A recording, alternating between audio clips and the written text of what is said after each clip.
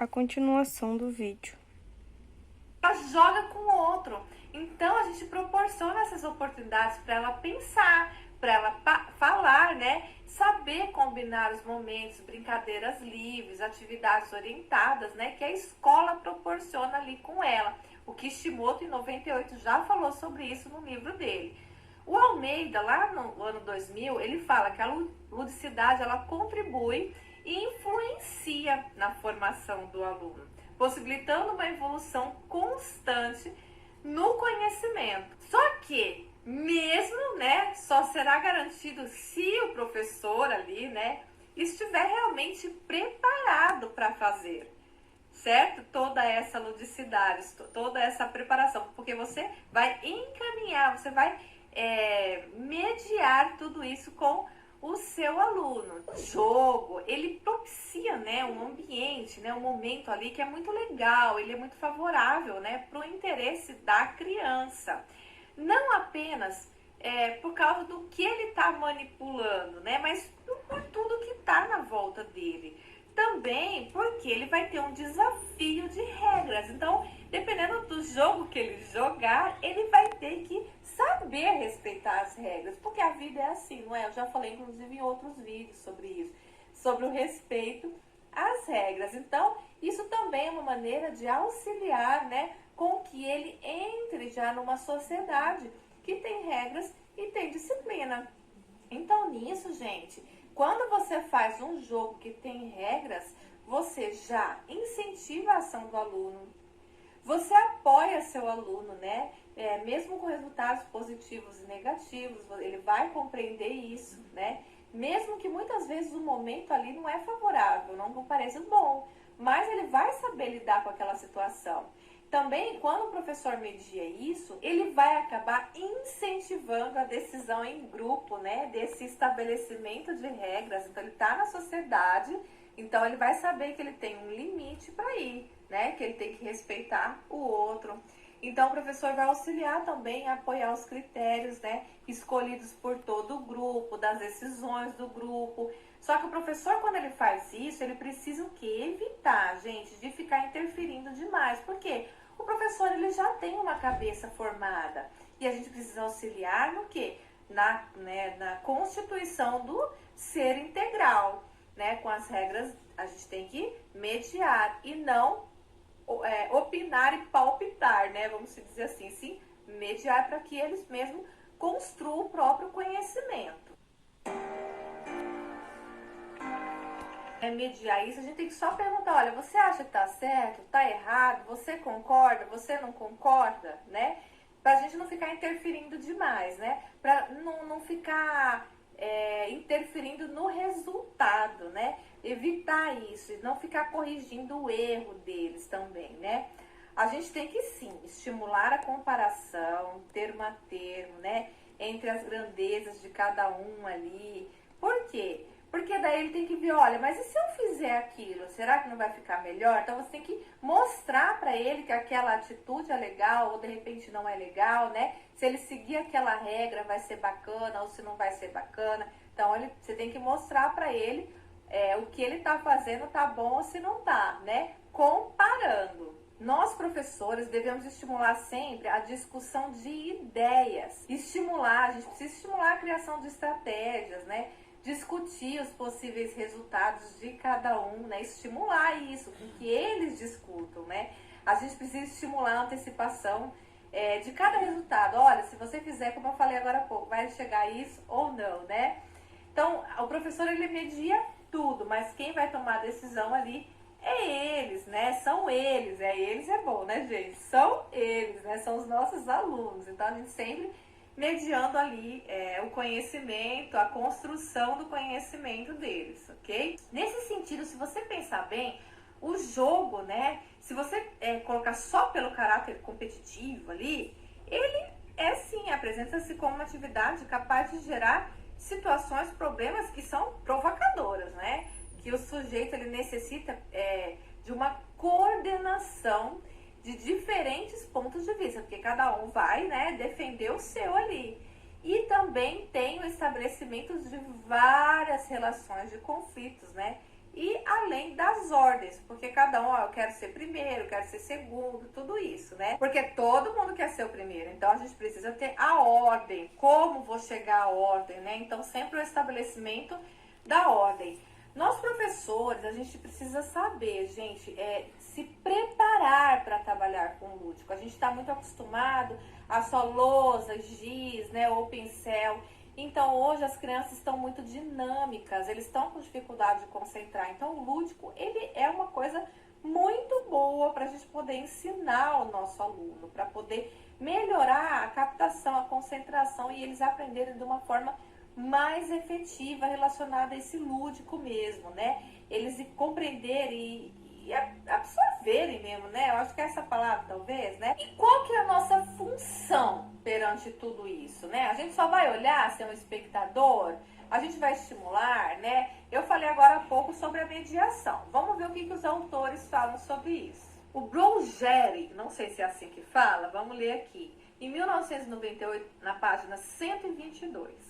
Olha, eu decorando, né? Cita como conciliar essa necessidade de jogar, que é irresistível no ser humano, com a educação, que deve dar-lhe, muito simples, fazendo do jogo o meio de educar o aluno. Então, para ele, a gente tem que fazer o meio, né? Como foi falado lá no comecinho. Então, aprender, né? Brincando, né?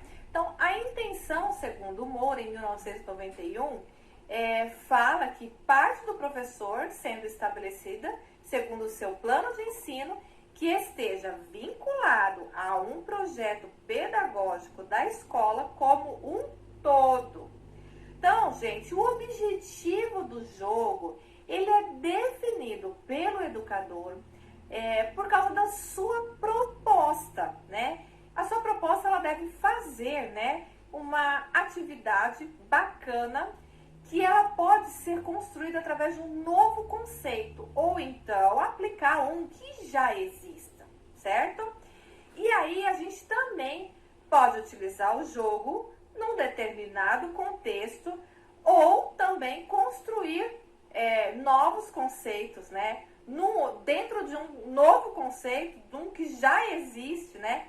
Aplicar, né, e misturar tudo, gente, tudo junto e misturado, ok? Mas cabe ao professor determinar esse objetivo, né, da sua ação pela escolha, pela determinação do momento apropriado para o jogo. Então, nós é que vamos sentir que hora que é adequada a gente passar esse jogo, certo? Então, o jogo, ele é transposto, né, a gente passa esse jogo para o ensino, ele acaba sendo, então, um jogo pedagógico, não é um jogo pelo jogo.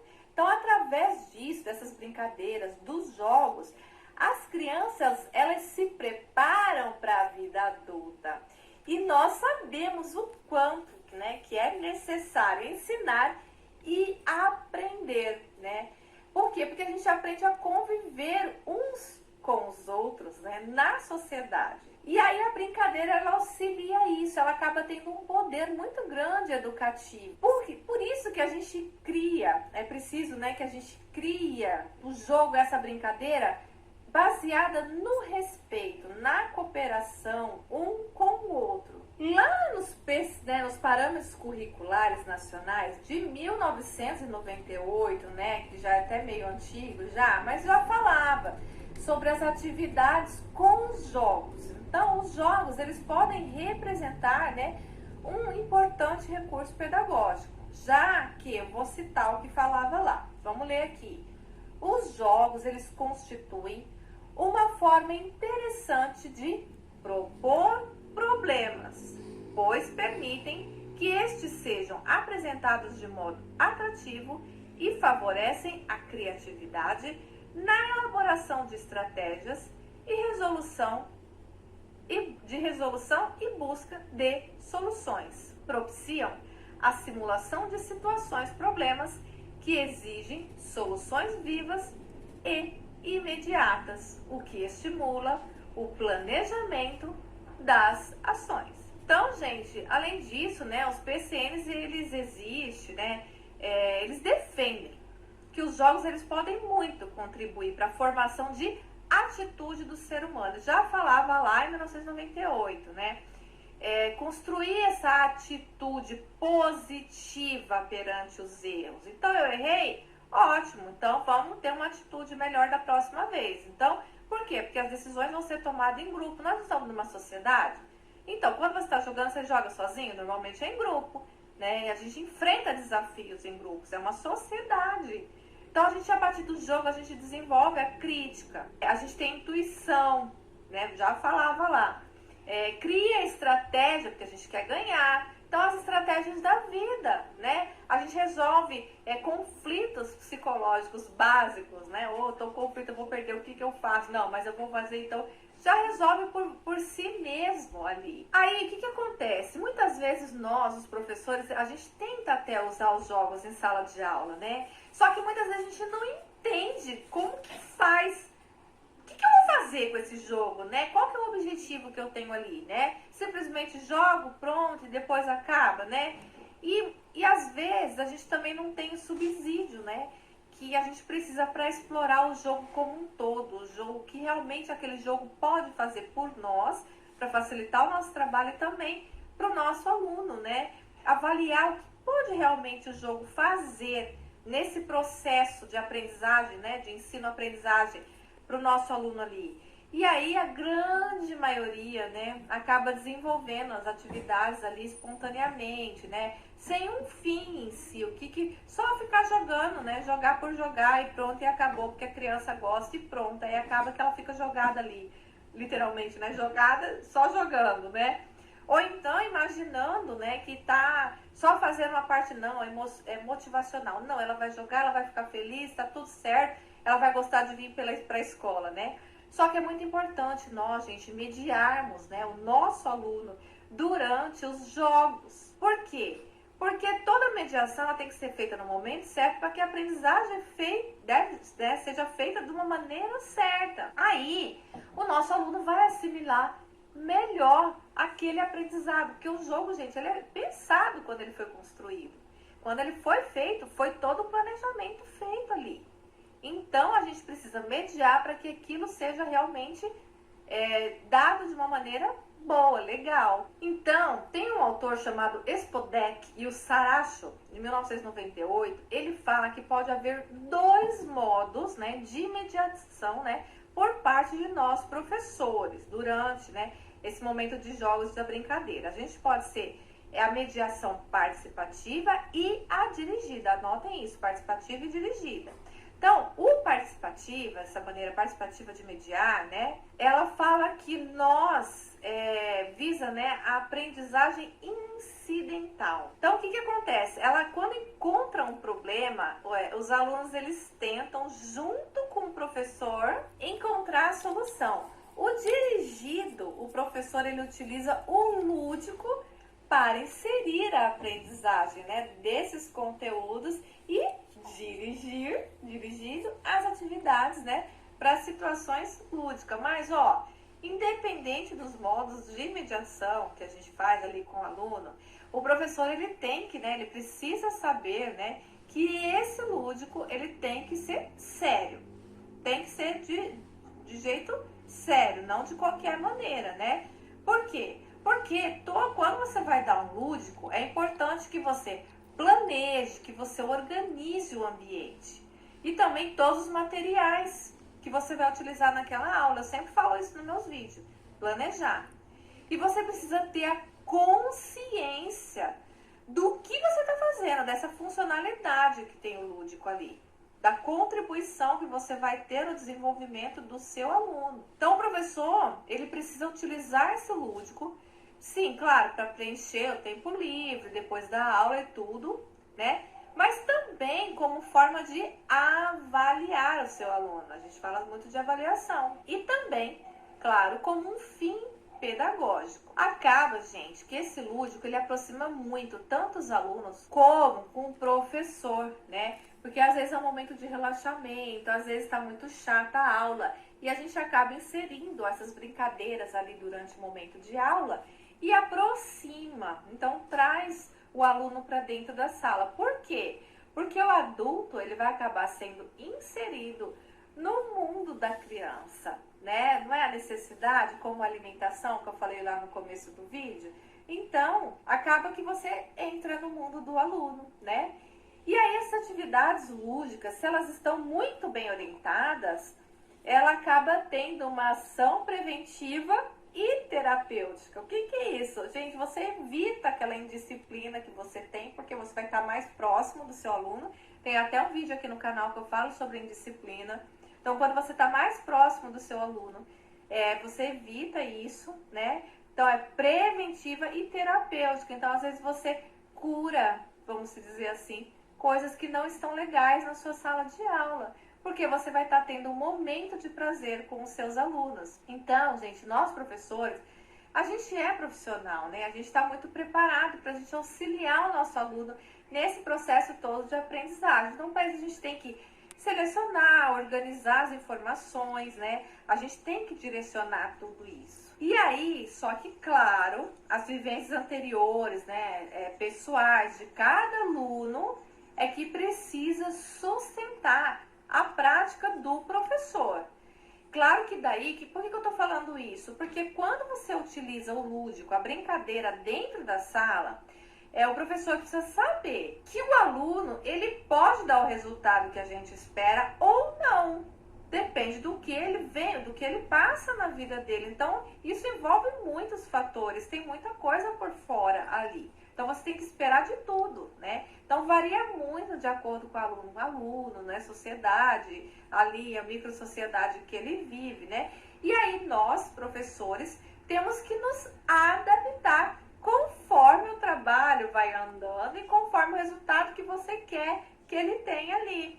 E para que isso ocorra, para que você tenha o sucesso que você queira, né? Você tem que se capacitar, não tem jeito. Você tem que entender o que aquele jogo quer passar, né? Cada jogo. Você precisa ter a consciência dessas atividades, né? E também ter alternativas. Lembra o planejamento que a gente flexibiliza, né? Porque o lúdico, ele pode ser ali, mas você pode passar um outro lúdico que de repente aquele ali não deu certo naquele momento. Tá bom. Porque o lúdico, gente, a gente pode utilizar como uma forma também lá no início do ano de conhecer a nossa sala de aula, né? Eu já falei um pouquinho para que a gente pode utilizar, mas também é uma outra forma. A gente pode utilizar para conhecer o aluno, conhecer o que ele faz dentro de casa, como é a vida dele, né? Como que tá ali o cognitivo dele. Então depende muito do que exatamente você quer atingir com os jogos. Você pode estimular o desenvolvimento de apenas uma área, de repente. Você pode promover também atividades específicas, então várias áreas ou especificamente, né, como se fosse até um instrumento, um desafio cognitivo. Eu não sei, aí vai de cada professor, né? Então, de acordo com seus objetivos, né, aí, dependendo do que você quer, que você vai propor as regras, eu sempre falo das regras, né, nos meus vídeos, e não impor as regras, vai propor e não impor, porque os jogos tem que ser algo legal, algo lúdico, tá ok? E aí, quando você propõe essas regras, a partir do momento que todo mundo concordar, aí sim, aí tem que ser regra, que não pode ser quebrada. Já falei isso em outros vídeos. A gente pode promover, né, troca de ideias, né, para chegar num acordo sobre as regras, né? A gente pode, claro, permitir julgar qual regra, né, que pode ser aplicada, né, a cada situação ali no momento. Então, a gente pode motivar o desenvolvimento da iniciativa de cada criança, agilidade, tudo isso, né? E a confiança.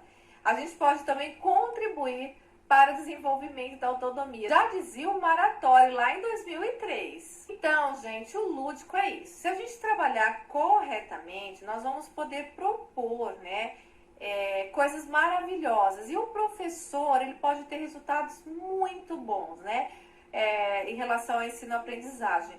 Claro que nós temos que estar preparados e dispostos a fazer isso, né? Se a gente falar no início da vida escolar da criança, o Mariotti, em 2004, ele falou que o jogo, ela é uma atividade, assim, primordial da infância. Então, ao mesmo tempo que ela é espontânea, prazenteira, criativa e elaboradora de situações. Então, ela é uma linguagem, uma das principais formas, gente, de relação da criança com ela mesma, né? E também com os demais objetos do mundo, que está ali em volta. Então, ele já dizia isso.